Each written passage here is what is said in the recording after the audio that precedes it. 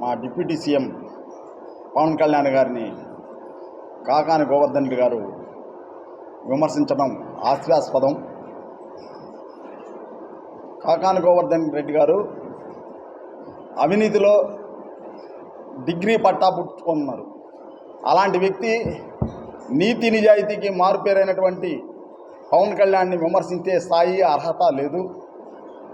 ఈరోజు సర్వేపల్లి ప్రజలంతా మిమ్మల్ని సర్వేపల్లి నుంచి తరిమేశారు. అలాంటి వ్యక్తులు మీరు పవన్ కళ్యాణ్ గారిని గురించి విమర్శించడం మంచి పద్ధతి కాదు. ఈరోజు పవన్ కళ్యాణ్ గారు ఆయన శాలరీ వస్తే కూడా ఆ శాలరీని తీసుకోకుండా ఆ శాలరీని ప్రజా ప్రయోజనార్థం వాళ్ళకి ఇవ్వడం జరిగింది. అలాంటి మహోన్నత వ్యక్తి ఈ భారతదేశంలోనే ఎవరూ లేరు. 100కి 100% సీట్లు సంపాదించిన వ్యక్తి కూడా మా పవన్ కళ్యాణ్ గారు. అలాంటి వ్యక్తిని మీరు విమర్శించడం మంచి పద్ధతి కాదు. గోవర్ధన్ రెడ్డి గారు, మీ ప్రభుత్వంలో పందిని పట్టుకొని నంది అంటే నంది అనాల్సిందే, నందిని పట్టుకొని పంది అంటే పంది అనాల్సిందే. అలాంటి వ్యవస్థ మీది.